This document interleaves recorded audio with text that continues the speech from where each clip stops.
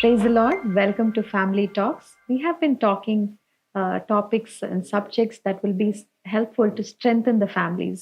So today we are going to look at another topic, endurance. The word of God says in Colossians 3:12, bear with one another. In Galatians 6:2 we read, bear one another's burdens. And also in Ephesians 4:32 we see, be kind and compassionate to one another.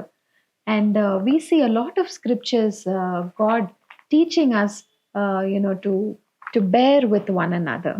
அதனால இந்த காலகட்டத்துல நம்ம பார்க்கும்போது இந்த endurance இந்த quality வந்து நம்மளுக்கு ரொம்ப கம்மியா தெரியுது. அதனால தான் குடும்பங்கள்ல அநேக பிரச்சனையா இருக்குது. அதனால நம்ம இப்ப இந்த என்டியூரன்ஸ்ன்ற தலைப்புல நம்ம பேச போறோம். நம்ம மத்தியத்துல பாஸ்டர் அம்மா இருக்காங்க. அவங்க கிட்ட நம்ம இத குறிச்சு நம்ம கேட்க போறோம். ஆண்டி, நீங்க இந்த என்டியூரன்ஸ் இப்போ இந்த தமிழ்ல நம்ம என்ன சகிப்புத்தன்மை சகிக்கணும், நிலைத்திருக்கணும். நிலைத்திருக்கணும். அப்போ அது இல்லாத போது குடும்பங்கள்ல நம்ம அநேக பிரச்சனை குறிச்சு பாக்குறோம். நம்ம ஒருத்தருக்கு ஒருத்தர் எப்படி நம்ம பேர் பண்றது? இப்ப நம்ம பேர் பண்றோம் அப்படின்னு சொன்னா நம்மளும் ஹியூமன் தான் இல்லைங்களா? நம்மளும் மனுஷர் தான். அதனால நம்ம அப்படியே அமைதியாவே இருக்க முடியாது.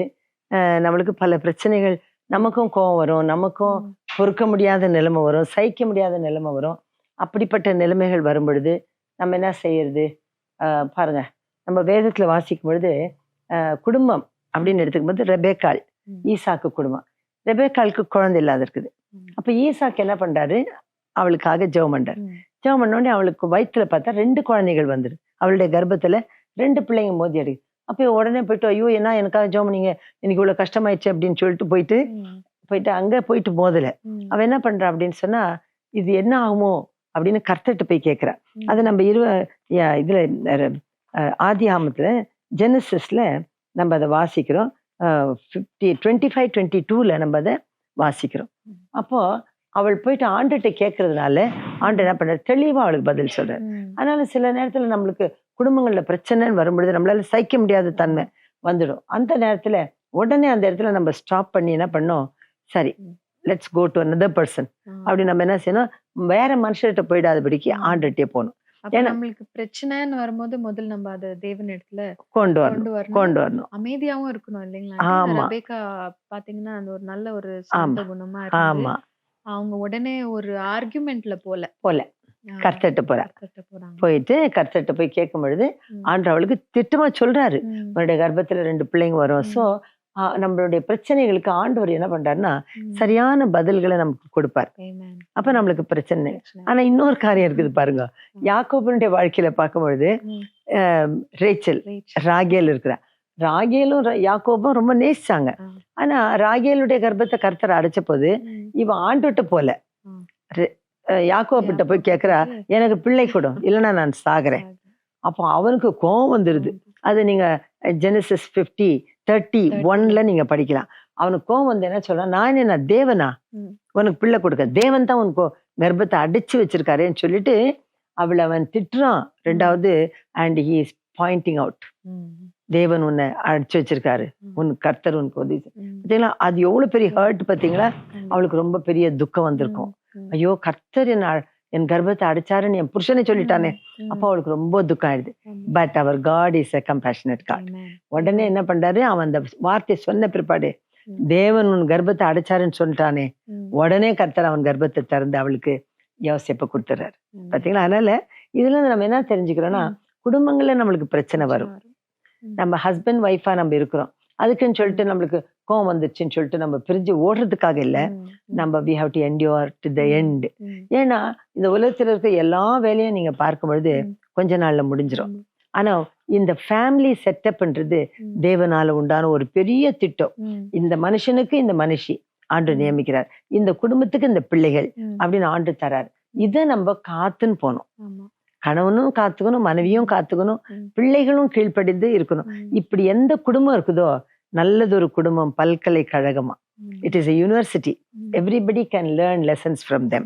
அவங்கள்ட்ட ஆனா நம்ம பார்க்கும்போது சில நேரத்துல சில பேர்னால அதை சகிக்க முடியறதில்ல இல்லைங்களா ஆண்டி? அவங்க கிவ் அப் பண்ணிடுறாங்க, பண்ண முடியல. இப்ப பாத்தீங்கன்னா இந்த காலத்துல சின்ன சின்ன விஷயத்துங்களுக்கெல்லாம் சண்டை இல்லையா, நிறைய ஆர்குமெண்ட்ஸ்ல போகுது. அப்புறம் ஐ கேனாட் டூ எனிமோர் அப்படின்னு சொல்லிடுறாங்க. அது காரணம் என்ன தெரியுங்களா? ம். அவங்க ஸ்பிரிட்ல பலன் இல்லை. They are not strong in their spirit. ம். ஆண்டவர் நம்மளுக்கு பலமுள்ள ஆவியை கொடுத்திருக்கிறார். ம். நம்ம வேதத்துல வாசிக்கிறோம், தேவன் நமக்கு பயமுள்ள ஆவியை கொடாமல் பலமும் அன்பும் தெளிந்த புத்தியுள்ள ஆவியையே கொடுத்திருக்கிறார். Amen. So we have to be strengthened in our spirit. Amen. ஆண்டவர்கிட்ட நம்ம கேட்கணும், ஆண்டவரே என்னுடைய ஆவியை நீர் பலப்படுத்தும், ம். அப்புறம் என்னுடைய ஆத்மாவில நீர் பலன் தாரும். ம். தாவீது அதான் கேட்கிறார், ம். என் ஆத்மாவில பலன் தாரும். சவுல் தாவீதை துரத்தும் பொழுது ம். சவுலுக்கு புத்தி இல்லாம தாவீதை ம். துரத்தின்னு போறாரு. ஆனா சவுல் தாவீது என்ன பண்றாரு பாருங்க, என் ஆத்மாவில பலன் தாரும், நீர்தான் என்னுடைய அடைக்கலம், நீர்தான் என் கோட்டை. சவுல் மேல பிரச்சனைக்கு போறதே இல்ல அவரு. ம். All the time he turned towards God. God. ஆண்டுட்டு தான் வர்றாரு. வந்து சவுல கொல்ல நேர்ந்தாலும் கூட ம். தாவீது என்ன பண்றது இல்ல, சவுல அவருக்கு கொல்ற. அவர் தீமை செய்ய வந்தாலும் தாவீது அவரு அதுக்கு அவருக்கு காரணம் என்ன? கெட்டது வாட் இஸ் த செய்யல. ரீசன்? அவனுடைய ஆவியில பலன் இருந்துச்சு. Amen. And his soul was strengthened. Strength. அவருடைய ஆத்மாவில பலன் இருந்துச்சு. ம். நம்ம ஆவி ஆத்மா சரீரம் சேர்ந்துதான் மனுஷர். Amen. அப்போ அவன் நம்ம ஆண்டுட்டு வந்து என்ன கேட்கணும்? in Isaiah 11th chapterல he has got the spirit of God. 7 விதமான ஆவிகளை நம்ம அங்க பார்க்கணும். ம். ஞானத்தின் ஆவி, அறிவின் ஆவி, பலத்தின் ஆவி, உணர்வின் ஆவி, அப்புறம் கர்த்தருக்கு பயப்படுகிற ஆவி. இப்படி understanding, the spirit of understanding, knowledge, wisdom and strength எல்லாமே நமக்கு கர்த்தர் கொடுக்கிறவரா இருக்கிறார். பிரச்சனைன்னு வரும்போது ஆண்டவருடைய அந்த ஆவி, அந்த அண்டர்ஸ்டாண்டிங் ஸ்பிரிட் இருந்தா அந்த மிஸ் அண்டர்ஸ்டாண்டிங் கூட எதனால Yes, காட்டி கொடுப்பாரு. you are right. நம்ம எப்பவுமே we have to be strong enough to understand the misunderstandings. நம்மளுக்கு அந்த அண்டர்ஸ்டாண்டிங் இருந்துச்சுன்னா என்ன மிஸ் அண்டர்ஸ்டாண்டிங்ஸ் வந்தாலும் அதை நம்ம அண்டர்ஸ்டாண்ட் பண்ணிக்குவோம். So that is the அப்ப spirit of அந்த God. நேரத்துல நம்மளுக்கு ஒரு தாழ்ந்து போயிடுவோம். Correct. மன்னிக்கிற குணமும் வரும் இல்லையா? Correct. நன்றி. ஆமா, இட்ஸ் ஆல் எப்போ நம்மளுடைய ஆத்மா என்லார்ஜ் ஆகுதோ, when ம். அதான் தாவீது சொல்றாரு, என் இருதயத்தை விசாலமாக்கும், ம். அப்பொழுது நான் உம்முடைய சத்தியத்திலே ஓடுவேன். So we should ask God, ஆண்டவரே என்னுடைய ஆத்மாவிலே பலன் தாரும், என் ஆவியை உறுதிப்படுத்தும், Amen. நான் எல்லாவற்றையும் அறிந்து கொள்ளவும், பொறுமையா இருக்க, தாழ்மையா இருக்க, ம். சகிக்க, ம். ஏற்றுக்கொள்ள, அதை நான் நடத்தி கொண்டு போகணும். ம். கர்த்தர் கொடுத்த கிஃப்ட் Gift. ஃபேமிலின்றது. Amen. அதை நான் கடைசி வரைக்கும் நான் எடுத்துன்னு போயிட்டு நான் அதை ஆண்டுட்ட, ஆண்டவரே நீ எனக்கு கொடுத்த வேலையை நான் சரியா செய்து முடித்தேன். ம். எல்லா வேலையை காட்டிலும் முதல் பிரதானமான வேலைன்றது ம். ஒரு மனுஷனுக்கு கொடுக்கப்படுகிற குடும்பம், ஒரு மனுஷிக்கு கொடுக்கப்படுகிற குடும்பம். Amen. அதை நம்ம காத்துக்கொள்ளணும். Amen.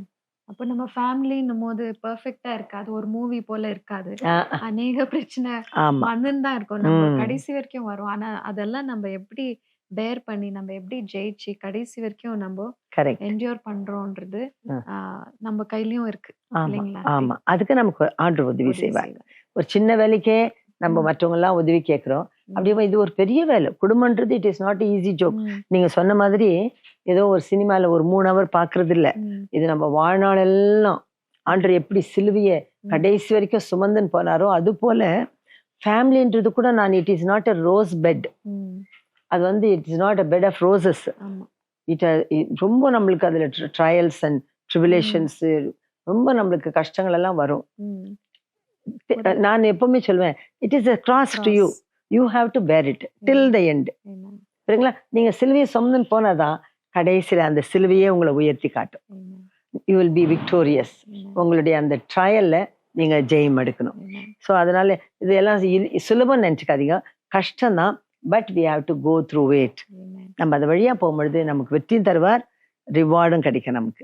Where there is without pain no gain, இல்லைங்களா? Amen. without cross no crown. Crown. So if you want, we have to go through it. Amen. Thank you so much auntie for sharing. இது நீங்க சொன்ன ஒவ்வொரு காரியமும் ஒரு treasure போல, ம். ஒரு நல்ல ஒரு ரெவலேஷனா இருந்துச்சு.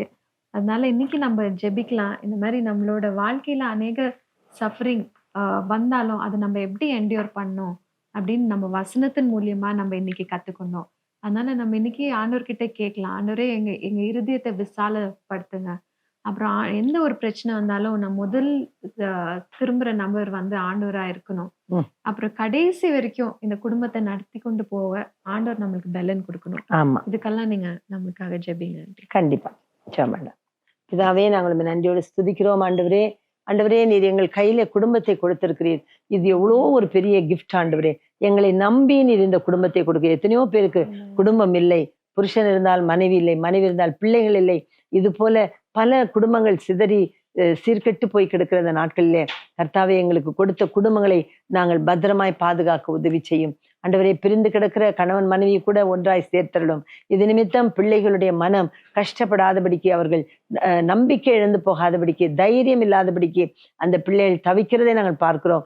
ஆகவே கணவன் மனைவி சமாதானத்தோடு வாழ்ந்து பிள்ளைகளும் அவர்கள் நடுவிலே ஒலிவு மர கன்றுகளைப் போல இருக்க நாங்கள் ஜெபிக்கிறோம். இயேசுவே, குடும்பங்களை சேர்த்தவரே, குடும்பங்களை கட்டி காப்பதற்காக ஜெபிக்கிறோம். சத்துரு கொண்டு வருகிற எல்லா பிரச்சனையிலிருந்து குடும்பங்களை வேலை எடுத்து பாதுகாத்தரலும். ஆசீர்வதியும். நாங்கள் இவர்களுக்காய் ஜெபிக்கிறோம். குடும்பங்களை பலப்படுத்துவதற்காய் வேண்டிக் கொண்டு ஜெபிக்கிறேன் பரலோக பிதாவே. ஆமென். Amen. Praise the Lord. Thank you for watching. Next week we will meet again and talk about another topic that will strengthen our families. Amen. Praise the Lord.